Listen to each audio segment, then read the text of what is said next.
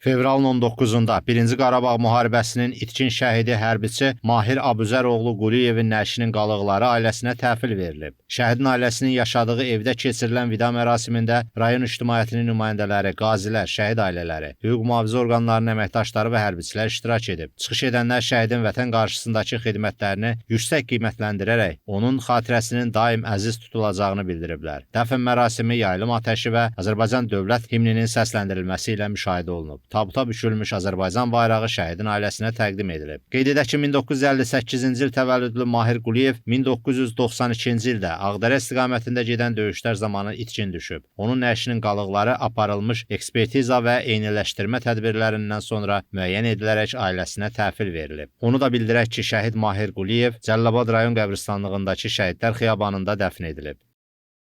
1-ci Qarabağ müharibəsinin daha bir şəhidi, Leriç rayonunun Mastayil kənd sakini, 1974-cü il təvəllüdlü Nail Failoğlu Dənziyevin nəşi də 34 il sonra tapılıb. 1992-ci il sentyabrında Sirxavənd istiqamətində itkin düşən şəhid Nail Dənziyevin qalıqları uzun illər sonra müəyyən edilib. Şəhidin nəşi dəfn olunması üçün ailəsinə verilib. Dəfn mərasimində Leriç rayon ictimaiyyəti, şəhid ailələri və sakinlər iştirak edib. Onu da bildirək ki, şəhid Nail Dənziyev 18 yaşında vətənə borcunu yerinə yetirərkən itkin düşüb və o subay olub. Nail Dənziyevə şəhid statusu 1997-ci il fevralın 13-ü tarixində verilib.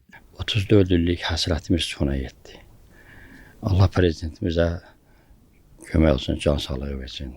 Prezidentimiz var olsun ki, onun sayəsində həm torbalarımız aldı, həm də şəhidlərimiz, itkin düşən şəhidlərimiz üzə çıxır. Şəhid doğulduğu Leriç rayonunun Mastayil kənd qəbristanlığında torpağa tapşırılıb. İlkin Rızayev, Rövşən Almazoğlu, APA TV, Cəlilabad, Leriç.